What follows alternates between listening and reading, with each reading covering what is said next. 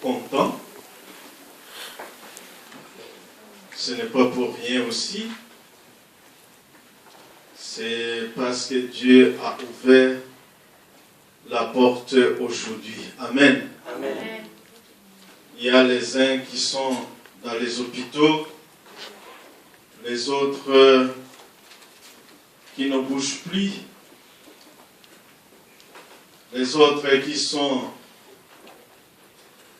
dans des situations difficiles. Mais toi, aujourd'hui, tu es là, tu es en bonne santé et tu glorifies le Seigneur. Amen. Amen. Sans tarder, nous allons lire la parole de Dieu à Esther, chapitre 2, à partir du verset 7.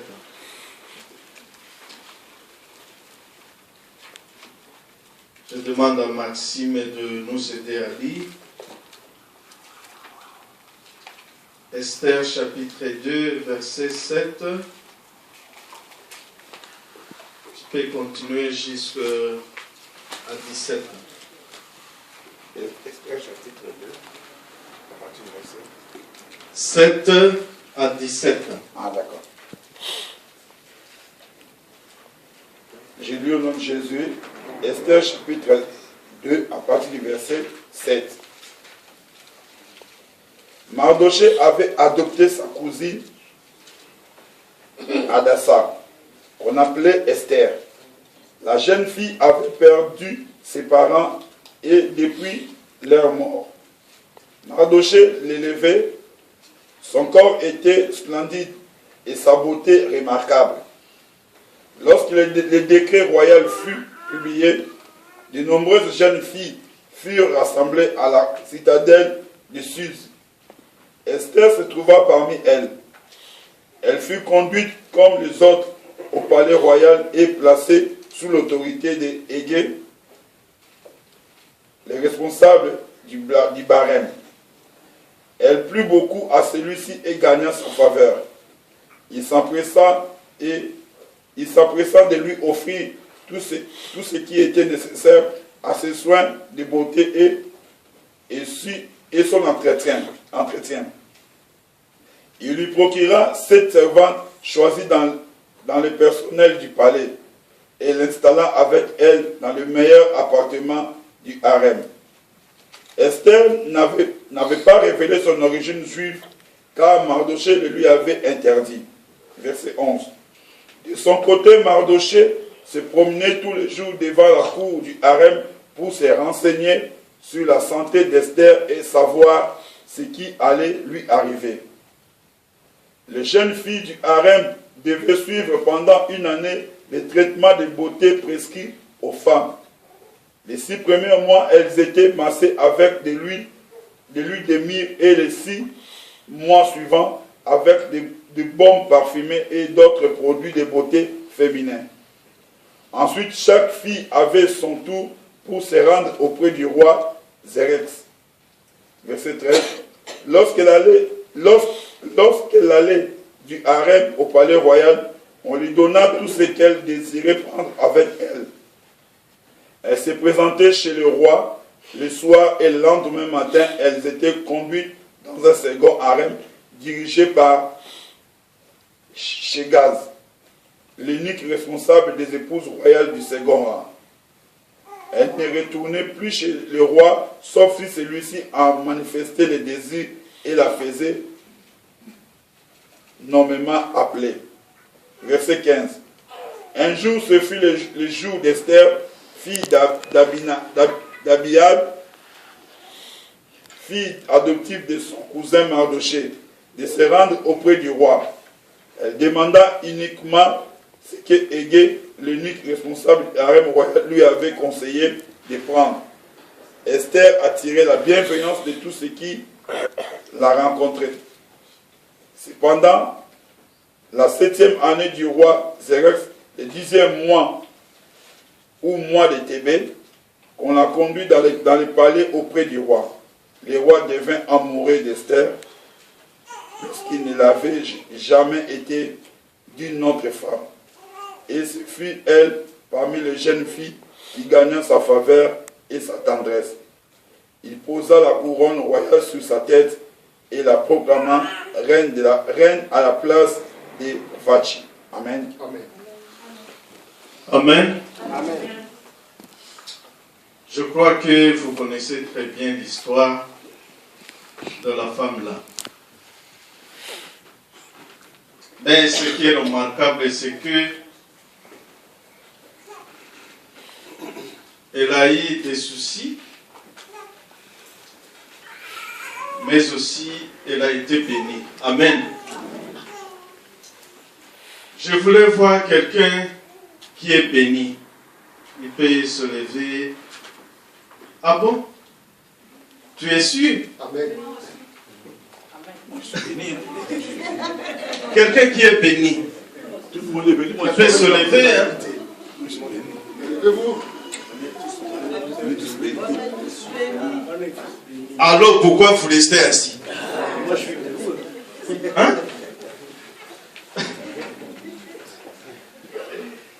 Si tu restes assis, ça veut dire que tu n'es pas béni. Alors je voulais inviter quelqu'un qui s'est levé le premier de venir nous dire pourquoi il est béni.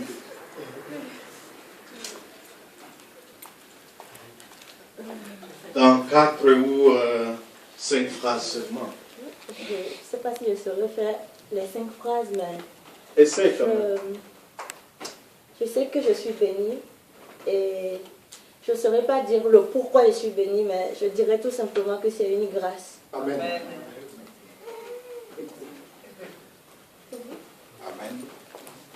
Tu as dit que tu n'allais même le faire dans 5 phrases, mais tu le fais dans un mot. La grâce. Amen. Je voulais aussi voir quelqu'un qui a trop souffert dans sa vie. Quelqu'un qui a trop souffert dans sa vie. Je vois 2.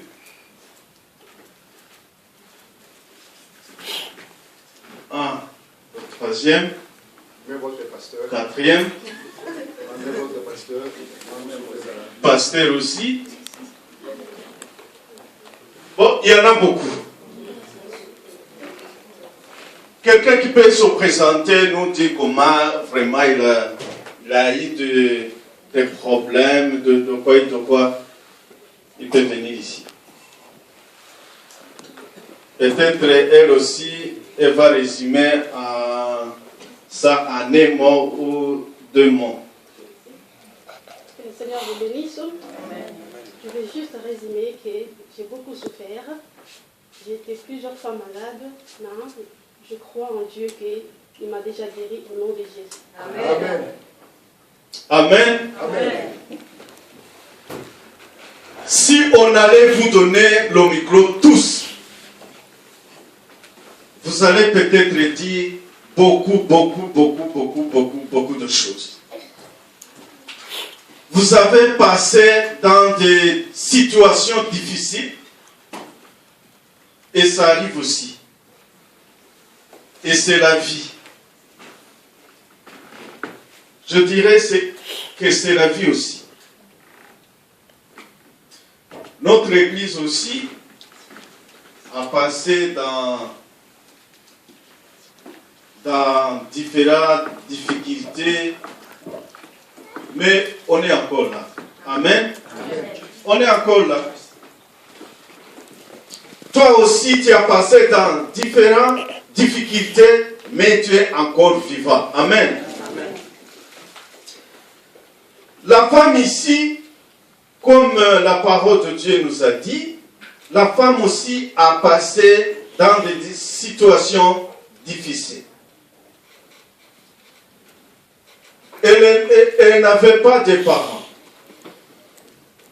Ni maman, ni papa. Ça, c'est une situation très difficile. très difficile. Cette jeune fille était belle à tout point de vue, mais à la mort de ses parents, Mardochée l'avait adoptée.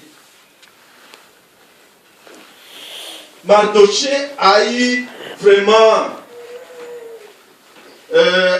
pitié de la fille là. Et il a pris la décision de l'adopter. Dans nos vies, on rencontre des situations difficiles. Dans notre vie, on rencontre des différents éléments qui nous poussent à ne pas rester fermes. Mais par la force de Dieu, par la puissance de Dieu, on reste toujours ferme. Amen.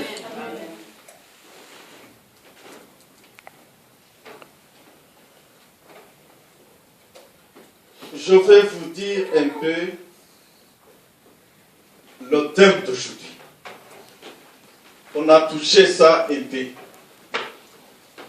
Mais je voulais vous dire ceci. La souffrance ne bloque jamais la bénédiction. Amen. C'est ça le sujet d'aujourd'hui.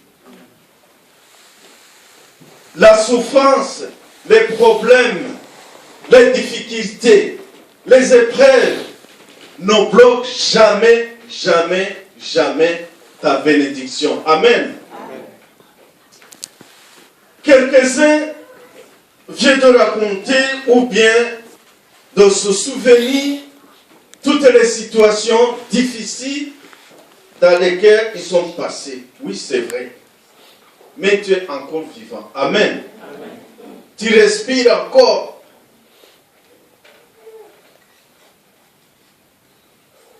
Ça veut dire que tu es béni, non? Amen. Amen. Amen.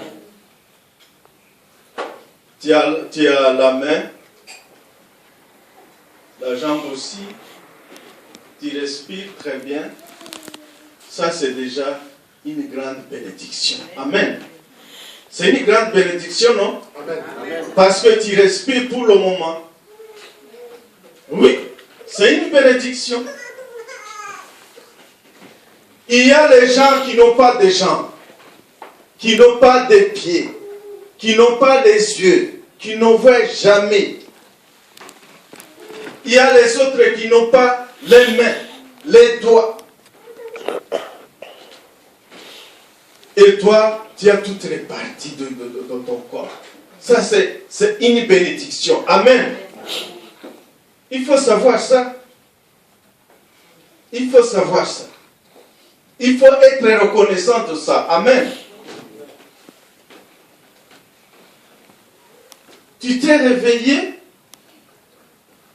c'est déjà une bénédiction. Amen. C'est une bénédiction, c'est une grande bénédiction. Si je peux te poser une question, peut-être il y a les gens qui mettent des réveils, hein, qui mettent des réveils pour un peu sonner. Bon, s'il a un rendez-vous, un programme quelque part, qui doit se réveiller tôt, il met quoi? Hein? Il met un réveil. Pour faire quoi? Pour pouvoir se réveiller tôt. Hein? Justement, pour pouvoir se réveiller tôt. Pour pouvoir se réveiller tôt.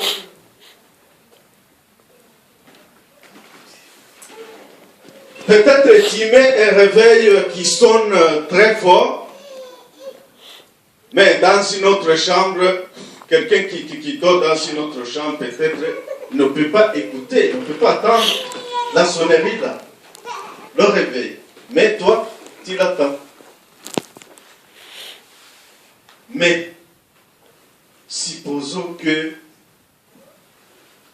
on met le réveil là-bas, dans une chambre où il y a un cadavre.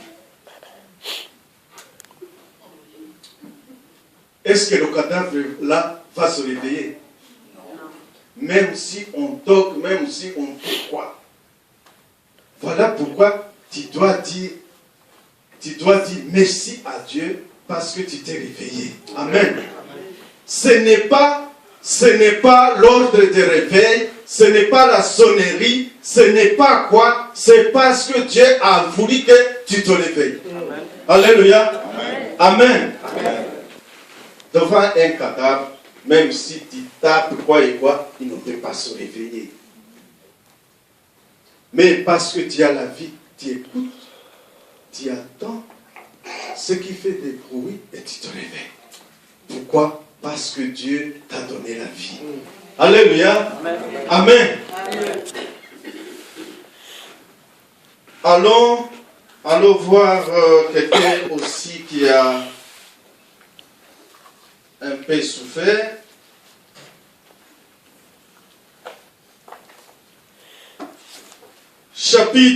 Jean chapitre 5, 1 à 8. Je vais lire.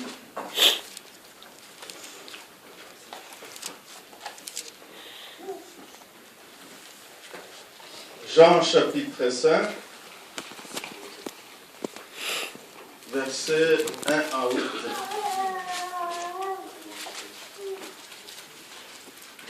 Verset 1 à 8. Après cela, il y eut une fête juive et Jésus monta à Jérusalem. Or, à Jérusalem, près de la porte des brebis, il y a une piscine qui s'appelle en hébreu Bethesda et qui a 5 portiques. Sous ces portiques, un grand nombre de malades étaient couchés, des aveugles, des boiteux, des paralysés. Ils attendaient le mouvement de l'eau, car un ange descendait de temps en temps dans la piscine et agitait l'eau. Et le premier qui descendait dans l'eau, après qu'elle avait été agitée, était guéri, quelle que soit sa maladie.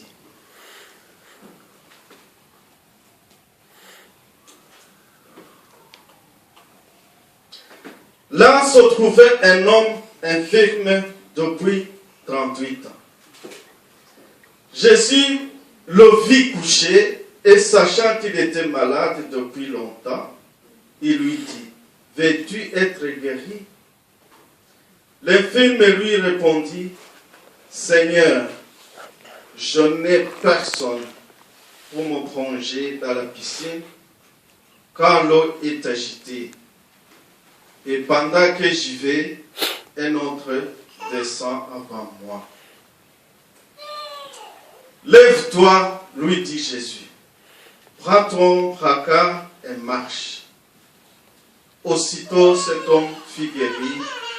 Il prit son brancard et se mit à marcher. Amen. Amen. Alléluia. Amen. Amen. Amen. Cette personne a souffert combien de temps? 38 jours. 38 mois. 38 ans. Imaginez-vous, 38 ans. Il était là dans la souffrance pendant 38 ans.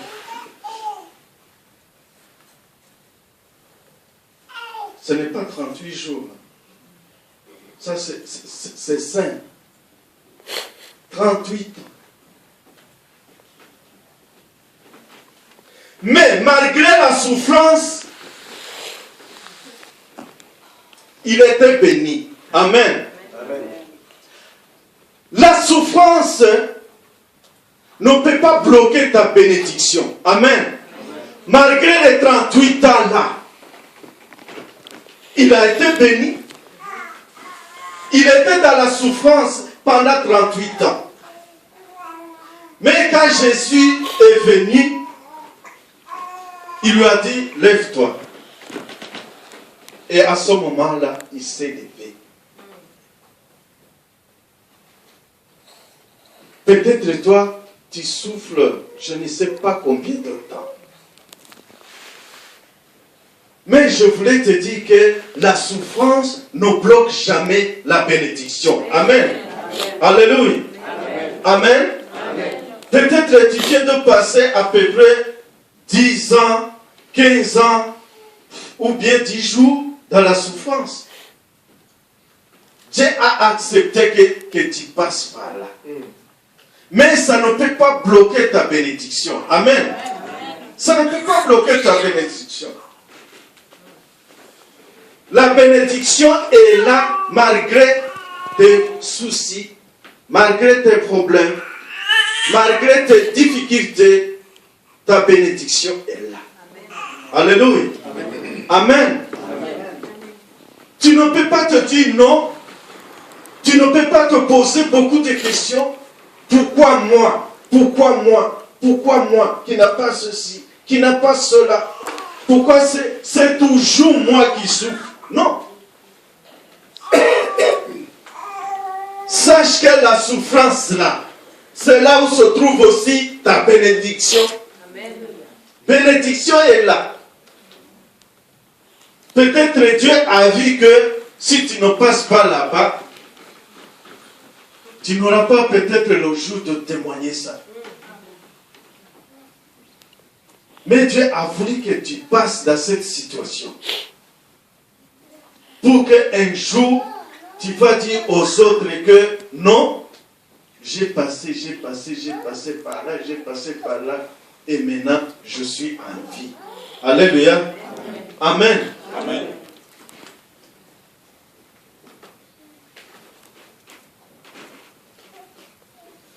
Qui a eu le séjour au moment où il se présentait au Cégep? Le jour même. Personne. Il y a les gens qui ont passé 10 ans. Il y a les autres 15 ans. Il y a les autres 4 jours. 4 mois. Ainsi de suite. Même jusqu'à présent, il y a les autres qui attendent. Alléluia. Amen. Et tous, ils sont bénis. Ne t'inquiète pas, malgré ta souffrance, ta bénédiction est là. Alléluia. Un jour, tu verras que tu es béni. Dans la souffrance, tu ne peux pas savoir, mais est-ce que je suis béni ou pas? Parce que tu souffres beaucoup. Parce que tu te trouves dans les soucis. Tu te trouves dans des problèmes difficiles devant toi. Là, c'est compliqué de savoir que Dieu est béni. Mais un jour où Dieu ouvre la porte, où Dieu ouvre tes yeux, tu verras que tu étais béni même depuis. Alléluia. Amen. Amen. Je me souviens d'un ami de notre pays. Peut-être si je dis de notre pays, vous allez dire non, celui-là, il est de tel pays, tel pays.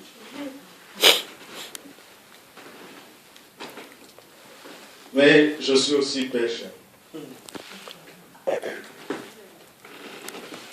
Je voulais voir les gens qui ont de double nationalité ici. Double nationalité. Vous avez honte même de dire ça. Double nationalité. Mais il y a des pays qui n'acceptent pas ça. Si tu reçois nationalité belge, tu perds directement la nationalité de ton pays d'origine. Il y a les autres pays aussi qui acceptent double nationalité, comme le nôtre.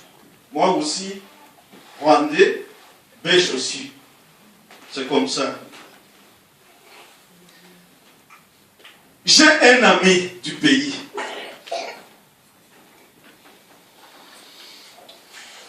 quand on te dit que la souffrance ne bloque jamais ta bénédiction, tu ne peux pas directement le savoir. Mais quelqu'un que Dieu a touché, quelqu'un que Dieu a ouvert les yeux, il va tout savoir, il va tout comprendre. Amen. Un ami qui s'est marié, il avait 10 ans, sans prendre un bébé dans ses mains. 10 ans. Et ça veut dire quoi? Qu'il n'a pas eu d'enfant. Pendant combien d'années? 10 ans.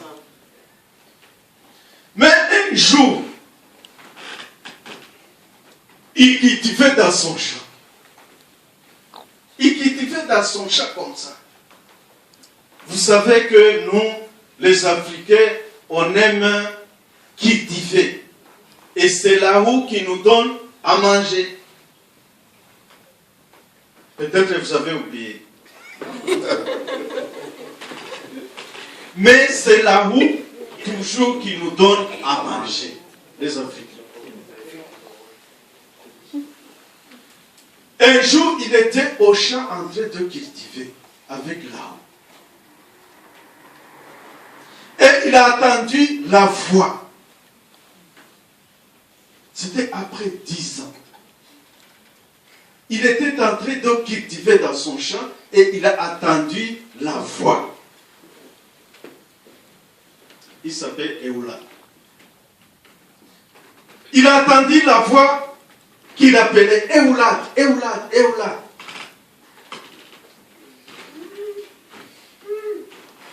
Mais il a pensé que c'est quelqu'un, peut-être qui vient au loin, qui l'appelle. Il a continué à cultiver. Dans peu de minutes, encore la voix. Il a dit oui.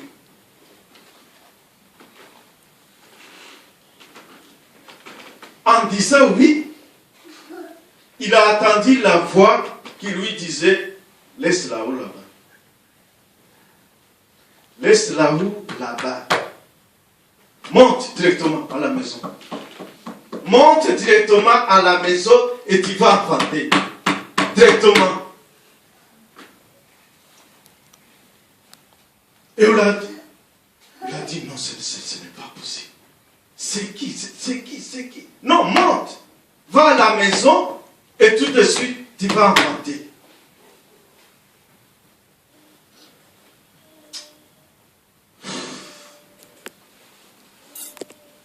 Il a commencé à discuter avec son cœur. Mais c'est qui me dit ça? C'est qui? C'est qui me dit ça? C'est qui? Eoulad, laisse là-haut là-bas, tu montes, tu vas à la maison et tu vas enfanter tout de suite. Eoulad, à la maison, il a dit à sa femme ce qu'il a attendu. Et sa femme a dit non, ce n'est pas possible. Est-ce que c'est Dieu qui t'a dit ça? Oui, c'est lui. Il t'a dit quoi? Et Eoulad a répété ce que Dieu lui a dit. Dans son champ.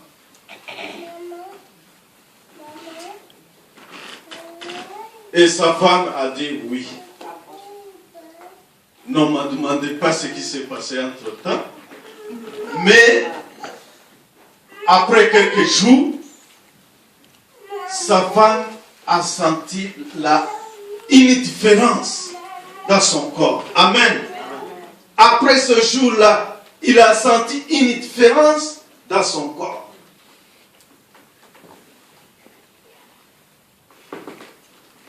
Et après, il a eu un garçon. Amen. Amen.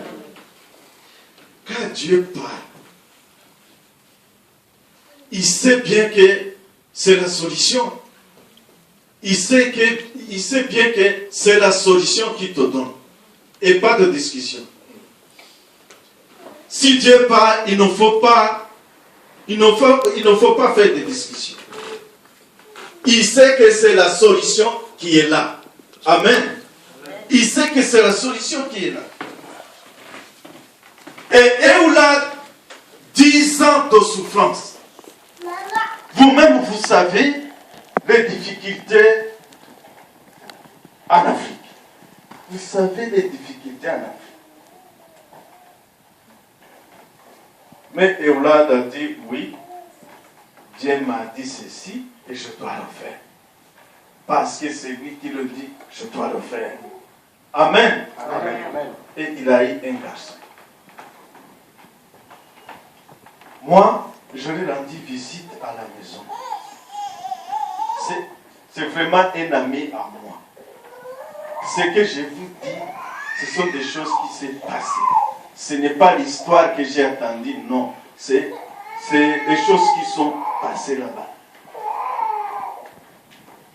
Il m'a dit, Marini, comme tu es mon ami,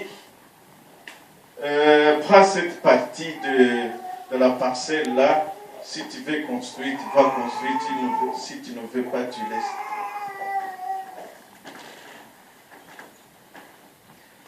Je vous dis que la souffrance ne bloque jamais la bénédiction. Amen. Amen. Si tu es là, tu souffres beaucoup, tu as des difficultés, oui. Mais sache que ce n'est pas la fin de ta vie. Il y a une bénédiction qui est là. La fois passée, le pasteur nous a parlé, non, il faut du respect envers le supérieur, envers les pasteurs, envers les supérieurs. Oui. Quand il a dit ça, j'étais assis là-bas. Je me suis posé beaucoup de questions. Mais en conclusion, j'ai eu la réponse. J'ai eu une réponse à où? Je me souviens d'une réunion des pasteurs âgés. Je me souviens d'une réunion des pasteurs âgés. J'ai eu la chance, j'ai eu la grâce d'avoir les PV des pasteurs âgés qui se sont réunis une fois chez nous. Le jour-là, la semaine-là, c'est moi qui tapais donc les PV de réunion-là. C'est moi qui les mettais dans l'ordinateur. Et je lisais tout ce qu'ils ont fait, tout ce qu'ils ont raconté dans l'œuvre de Dieu. C'était des situations difficiles. Très difficiles même. Très difficiles. Il disait aux jeunes pasteurs, non,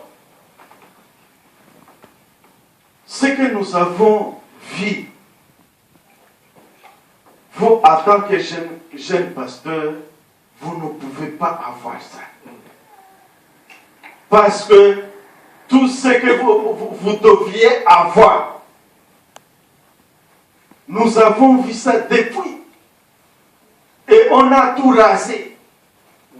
Les pentes, il n'y a plus. Il n'y a plus de montagne. Il n'y a plus de quoi. Nous avons vu des situations difficiles puisque vous êtes encore jeunes.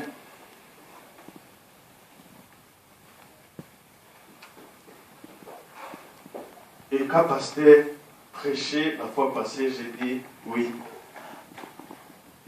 Ce que pasteur a dit, c'est vrai. Mais aussi, il doit savoir c'est là-bas où se trouve sa bénédiction. Amen. Amen. C'est dans la souffrance là qu'il y a la bénédiction. Amen. Amen. Si tu le vois ici, tu peux dire non, pasteur, il a sa vie, c'est bien, mais si lui, il regarde très bien la situation dans laquelle il vivait, il va dire non, je suis béni. Amen. Amen. Non, je suis béni. C'est difficile de le savoir. Quand pasteur disait non, il faut respecter les gens, oui. Les autorités aussi, ils doivent avoir le respect. Oui. Si pasteur vous lui manquez de respect, c'est pas bon. C'est pas bien. Mais si quelqu'un aussi lui manque de respect, pasteur aussi doit savoir c'est là-bas où se trouve sa bénédiction. Amen. Amen. Mais il ne faut pas manquer du respect à notre pasteur. Mais s'il y a quelqu'un qui fait ça, pasteur aussi doit savoir c'est là où se trouve sa bénédiction. C'est comme ça. Il est là, il est béni, malgré les difficultés, malgré la souffrance. Et ce n'est pas la souffrance qui bloque quoi? La bénédiction. Tu verras quelqu'un qui reçoit de l'argent sans travailler, sans rien faire. Ils vont jeter l'argent n'importe comment. Mais quelqu'un qui a souffert pour chercher l'argent, pour avoir même un euro, tu dois travailler. Hein? Pour avoir son euro, comme ça, tu dois travailler. Pourquoi? Parce qu'il connaît d'où il vient. Il connaît tout ce qu'il a perdu pour avoir ça. Tu es béni parce que tu travailles ici. Tu es béni parce que tu ne restes pas au lit comme ça. Tu dois travailler aussi. Non, Dieu va me bénir, je fais rester au lit. Non, ce n'est pas comme ça. Tu dois aussi travailler. Amen. Amen. Tu dois rencontrer des soucis, des difficultés, mais tu dois rester ferme dans la souffrance et tu dois savoir que ta bénédiction est là. Alléluia. Amen. Amen. Amen. Tu es encore jeune. Non, peut-être on trouvera un autre sujet. Je vais vous dire.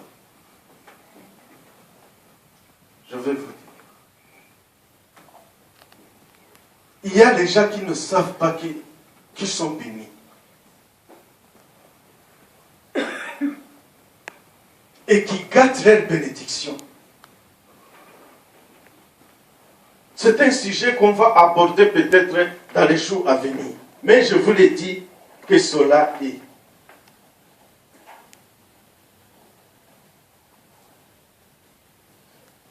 Tu gâtes ça comment?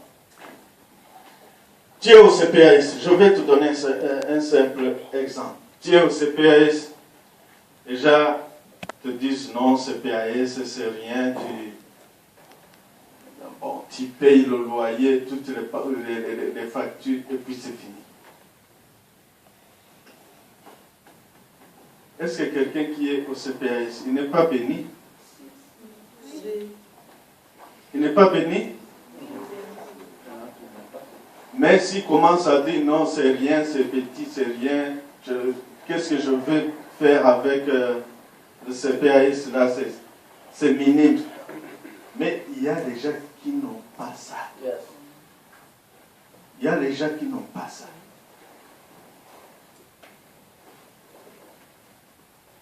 J'étais au sujet de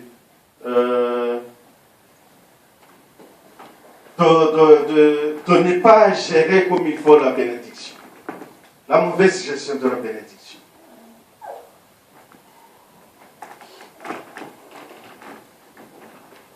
Un point très fort de la mauvaise gestion de la bénédiction, c'est quoi? on te donne ce PAS, oui, c'est à moi. Ce n'est pas à toi. Ce n'est pas à toi seulement. Tu dois directement retirer quoi? Directement, sans même penser à autre chose. Si tu ne donnes pas la dîme là, déjà, c'est la mauvaise gestion de la bénédiction. Déjà. Je ne suis pas là pour vous dire non, il faut faire quoi. C'est la Bible qui le dit. Donc, il y a les gens qui ne savent pas qu'ils sont bénis et ils abîment quoi? Leur bénédiction. Tu es béni et tu ne sais pas. Tu commences à te comparer aux autres. Tu es béni mais tu ne sais pas. Mauvaise gestion. Tu reçois, mais toi, tu ne donnes rien. Ça, c'est déjà une mauvaise gestion de la bénédiction. Alors que tu es béni. Ça, c'est un petit exemple que je te donne. Les gens qui travaillent, là, c'est autre chose. Les gens qui sont au chômage, c'est autre chose. Mais c'est un simple exemple que je te donne de la mauvaise gestion de la bénédiction. Ça, c'est un exemple simple. Il y a des gens qui souffrent et qui n'en ont pas. Mais toi, tu es béni, tu ne sais pas. Il y a un pasteur un jour qui nous a prêché. Il nous a dit, tu refuses de donner les dîmes, mais demain, tu verras. Tu vas donner le dîme de tout ce que tu as mendié. De tout ce que tu as mendié. Tu vas mendier et tu vas donner le dîme de ce que tu as mendié. Parce que tu n'écoutes pas.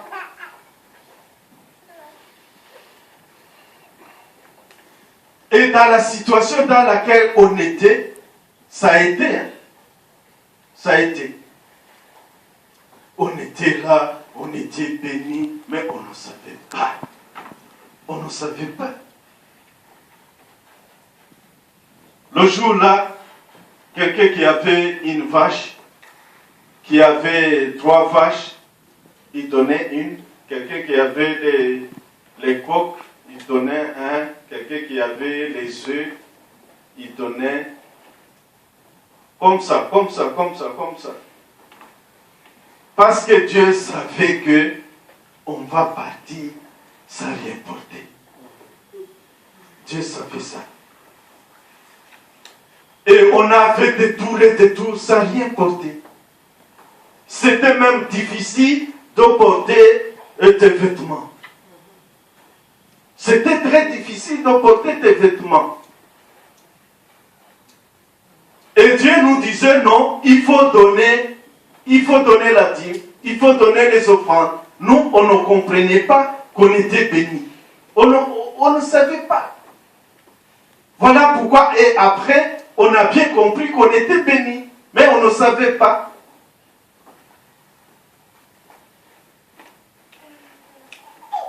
Les papas comme ça, il y a un enfant qui m'a dit non. Mon père, on lui a donné un petit bidon comme ça, pour mettre de l'eau à boire dans un certain moment. Son père a dit non, je ne suis pas à mesure de porter ça. Un petit bidon vide. Je ne suis pas capable. Je ne suis pas à mesure de porter ça. C'était une situation difficile. Mais on ne savait pas. On ne savait pas qu'on allait voir des situations pareilles. Mais aujourd'hui, on est béni et les saints ont oublié. Ça, c'est un être humain. Ça, c'est un être humain. Dieu fasse quelque chose, mais toi, tu oublies directement.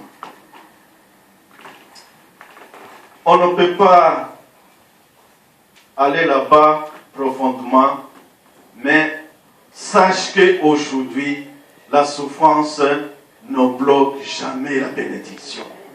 Amen. Amen. Je sais que tu as bien souffert, oui, mais sache que la bénédiction est dedans. La bénédiction est dedans. Il y a un moment où tu dis non, Dieu, c'est la fin de ma vie ou quoi? Pourquoi c'est moi? Pourquoi c'est moi? Pourquoi c'est moi? Les autres ont ceci, les autres ont cela. Pourquoi pas moi? Tu m'as oublié ou quoi? Tu m'as oublié? Non. Dieu ne peut pas t'oublier. Alléluia. Amen. Il est toujours tout près de toi. Il est là et il t'a donné déjà ta part. Il t'a béni déjà. C'est toi qui ne sais pas. Mais c'est bien de le savoir que tu es dans